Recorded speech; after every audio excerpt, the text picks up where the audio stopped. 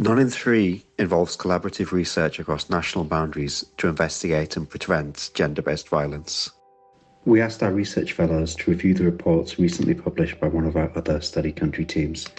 Dr. Esther Nanfuka Kalule from Makerere University, Uganda, reviewed Ni3 UK's report on intimate partner violence. My name is Esther Nanfuka Kalule. I'm the research fellow Ni3 project, Makerere University, Uganda. What were your reactions to reading this report? First of all, it gives me a different perspective to understanding intimate partner violence as a more routine and long-term experience of victims. We tend to view it narrowly as, the sporadic events of abuse, but we can see that this research debunks this view, this narrow view of intimate partner violence as something that just happens, incidentally or sporadically, but it's more of a routine experience for the victims. And then it also provides insights into intimate partner violence in the context of dating relationships, which is hardly acknowledged and explored in our context. Here, the focus is mainly on intimate partner violence within marital relationships. If you look at all the reports, the demographic and health surveys that are done, nobody ever asks single women or single men about their experiences of intimate partner violence in dating relationships. So, but also, even when you look at adolescents, if I may say, here we tend to close our eyes to the fact that adolescents are in relationships, intimate relationships. So that's something that is also hardly talked about or even explored. What are the main messages you take from this research? The first message, I have a couple of them, but the first message is that IPV or intimate partner violence should be seen as a routine experience of victims rather than sporadic events or incidents requiring temporary interventions. So that we do not look at it from the perspective of people first fight or something is reported and then we come in to respond and stop there. And then secondly, experiences of intimate partner violence and its consequences are often long-term, extending into the post-separation phase. Virtual abuse, which is also an important concept that came out of this research. Things like being stalked online, intimidation online, and then of course texts that are abusive and embarrassing and that kind of stuff. So of course the virtual abuse is aided by technology, which is emerging as a key weapon for perpetrators to control, harass, and intimidate victims. And especially in our context, maybe in the UK and other places, this virtual form of abuse is recognized, but in my context here, it's something that we hardly talk about, and maybe we have not yet recognized to the same extent. There is need to recognize and understand the more virtual forms of intimate partner violence. We shouldn't think it's always physical.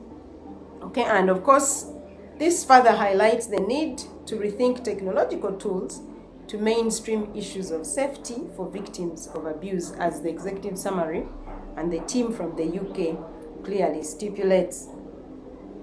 And then the other message is that the long-term nature of abuse and its consequences calls for long-term support to victims, not only during the relationship, but also after separation, to enable them sustainably recover, but also to rebuild their lives.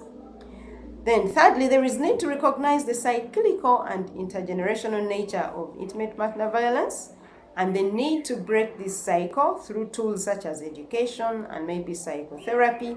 So the experience of abuse itself is a risk factor for abuse, as it diminishes the victim's psychological resources such as self-worth, self-esteem, and self-confidence. So the report brings out this very, very clearly. And also we see in the report that some children, particularly the male children, may imitate the abusive behavior of their fathers and start disrespecting their mothers and, of course, later other women. And then the intersection between IPV and mental health outcomes also comes out as complex. And the executive summary shows that existing diagnostic tools are often not sufficient to capture the continuous traumatic stress that victims of abuse experience in their day-to-day life. And then there's also a need to recognize the deleterious effects of intimate partner violence on the social and psychological development of children. And the executive summary is very clear on emphasizing that children should not merely be seen as observers, but victims of abuse. There is need for proactive mechanisms of monitoring children for effects of abuse.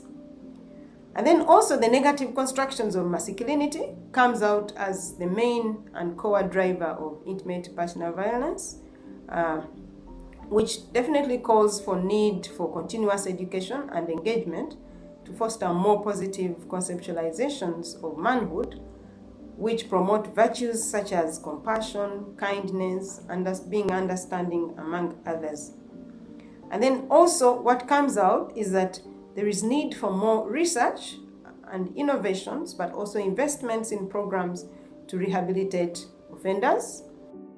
Who will you tell about this and why?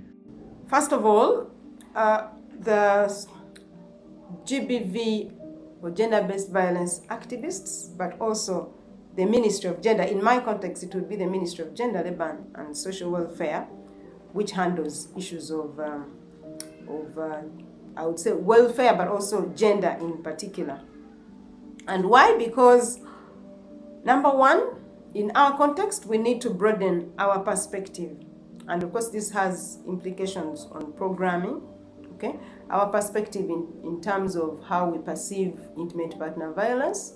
So it should go beyond marital relationships. We also need to look at dating relationships. And that means we also need to look at even adolescents, because adolescents also relate. Our programming in terms of providing support for victims of intimate partner violence needs to extend beyond the relationship to the post-separation phase if we are to effectively support them to recover from the abuse and lead a meaningful life. And then also to emphasize the issue of technology, the role of technology in perpetrating intimate partner violence, something that we hardly talk about here, and for them to reflect and also, maybe even conduct research to understand how this is playing out in our context, and then be able to think about innovative ways of, integrating this in the work that we do and in the programming